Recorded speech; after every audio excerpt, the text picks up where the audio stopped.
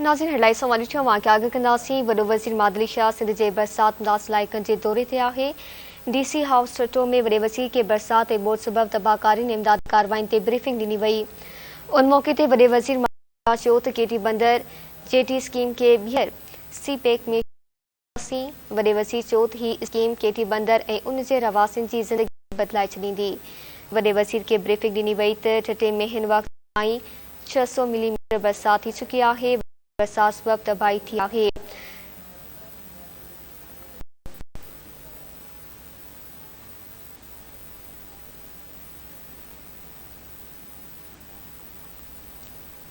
ख़बर अवां सां शेयर कई पिया। वॾो वज़ीर मादली शाह सिंध जे बरसात मुतासिर इलाइक़नि जे दौरे ते आहे। DC हाउस चटो में वॾे वज़ीर खे बरसात ऐं ॿोॾि सबबि तबाहकारियुनि ऐं इमदादी कार्रवाइनि ते ब्रीफिंग ॾिनी वई आहे। उन मौक़े ते वॾे वज़ीर मादली शाह चयो त केटी बंदर JT स्कीम खे ॿीहर CPEC में शामिल कंदासीं। वॾे वज़ीर चयो त हीअ स्कीम केटी बंदर ऐं उन जे रवासियुनि जी ज़िंदगी बदिलाए छॾींदी। वॾे वज़ीर खे ब्रीफिंग ॾिनी वई त ठटे में हिन वक़्त ताईं 600 मिलीमीटर बरसात थी चुकी आहे। वधीक बरसात तबाही मचाई आहे। ख़बर अवां सां शेयर कई पिया। वॾो वज़ीर मादली शाह सिंध जे बरसात मुतासिर इलाइक़नि जे दौरे ते आहे। DC हाउस चटो में वॾे वज़ीर खे बरसात ऐं ॿोॾि सबबि तबाहकारियुनि ऐं इमदादी कार्रवाइनि ते ब्रीफिंग ॾिनी वई।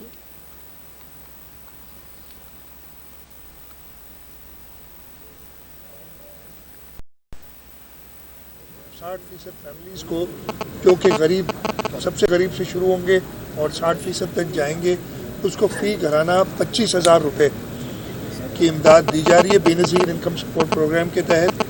और उसके बाद मैंने डिप्टी कमिश्नर्स को अपने सारे जो हमारे पब्लिक रिप्रेजेंटेटिव्स हैं उनको कहा है कि आप जल्द से जल्द असेसमेंट करें।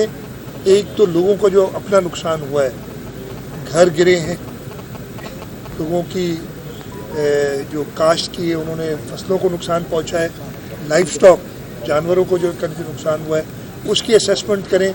उसके साथ साथ इंफ्रास्ट्रक्चर की असेसमेंट करें कि जो इंफ्रास्ट्रक्चर बारिशों में तबाह हुआ है, जिसमें रोड है, जिसमें हमारी सीवरेज सिस्टम है, स्टॉर्म वाटर सिस्टम है, इरिगेशन का नेटवर्क है, इन सब को वो स्कूल्स हैं, हेल्थ फैसिलिटीज़ हैं जो डैमेज हुई हैं, इन सब की असेसमेंट और मैं कह रहा हूँ जल्द से जल्द करें। रिलीफ पहली प्रायोरिटी इमीडिएट, और ये असेसमेंट करके हुकूमत सिंध इंशाअल्लाह ताला, मैंने कल प्राइम मिनिस्टर से मेरी मुलाकात हुई थी, असेसमेंट की थी, इन्होंने दोबारा एक शायद मीटिंग रखी है। हमारे लिए सबसे पहले है लोगों को कोई तकलीफ़ ना हो, ये आप नज़र में रखें। इलेक्शंस तो 1 महीना पहले होनी थी, उस वक्त हो जाती, तो आज इस माहौल में नहीं होते। हमारे इलेक्टेड लोगों के साथ खड़े होते, वो अपने इलेक्शनरिंग में नहीं होते। और अब वो फैसला इलेक्शन कमीशन करेगी, जरूर हम उसके जी नाज़रीन नवां खे आगाह कई पिया। वॾो वज़ीर मादली शाह सिंध जे बरसात मुतासिर इलाइक़नि जे दौरे ते आहे। DC हाउस चटो में वॾे वज़ीर खे बरसात ऐं ॿोॾि सबबि तबाहकारियुनि ऐं इमदादी कार्रवाइनि ते ब्रीफिंग ॾिनी वई आहे।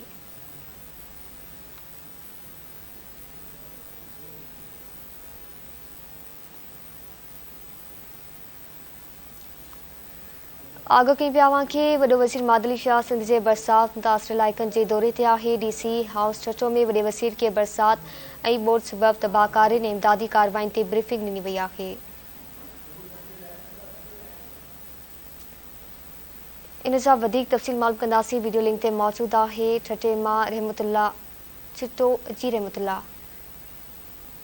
सिंध जे वॾे वज़ीर सैयद मुराद अली शाह जे सदारत DC ऑफिस में इजलास थियो ऐं जंहिं इजलास में छठे मेंबर सूबाई असेंबली रियाज़ शाह, शिराज़ी सलाहकार अलाम रसूल बख्श चंड ऐं मावन ख़ासि सादिक अली मेमन, कमिश्नर एतराज़ ऐं डिप्टी कमिश्नर ठट्टो ॿियनि शिरकत कई ऐं ठटे में घरनि ऐं फसलनि ऐं इंफ्रास्ट्रक्चर खे तमामु घणो नुक़सानु पहुतो आहे ऐं सिंध जे वॾे वज़ीर आगाही ॾींदे त मुतासिरनि जी लिस्टूं तयारु करे रहिया आहिनि ऐं आउं चाहियां थो त हक़दारनि खे संदन हक़ मिले वञे। सिंध जे वॾे वज़ीर सैयद मुराद अली शाह वधीक चयो त ठटे में बरसातुनि दौरान 11 ॼणा फौत थी चुका आहिनि ऐं सिंध जे वॾे वज़ीर वधीक चयो त शहबाज़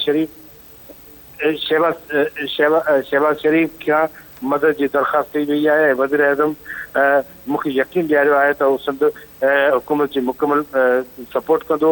ऐं इन खां वधीक ॿुधायो त जेके केटी बंद JT स्कीम खे ॿीहर जे पैक में शामिल कंदासीं ऐं हीअ स्कीम केटी बंदर ऐं उन जे रवासियुनि जी ज़िंदगी बदिलाए छॾींदी। हिन चयो त ठटे में हिन वक़्तु करीब 600 मिलीमीटर बरसाति थी चुकी आहे ऐं हिन वधीक इहो ॿुधायो त सिंध में तबाहकारियूं तमामु वधी वियूं आहिनि। ठटे तहलके जा 9,712 एकड़ ते ॾिठल फसल तबाह नुक़सानु थियो आहे ऐं साकरो तहलके जे 6,429 ऐं घोड़ाबारी जी 2,872 एकड़ ऐं केटी बंदर जी 1350 एकड़ ज़मीन तबाह थी चुकी आहे ऐं 900 खां मथे घर जेके नीरो साकरो ऐं समेत ऐं मुख़्तलिफ़ जेके तहलका आहिनि जिन में घोड़ाबारी आहे 1500 घर, केटी बंदर जा 500 घर खे सख़्तु नुक़सानु पहुतो आहे ऐं ठटे में मजमूई तौर ते 4700 खेमा ऐं 5,900 जेके दवा लॻी मच्छरदानियूं माण्हुनि खे ॾिनियूं आहिनि जीअं मलेरिया ऐं ॿियनि बीमारियुनि खां बचाए सघे। जी महिरबानी रहमतुल्लाह तफ़सीलनि जे लाइ।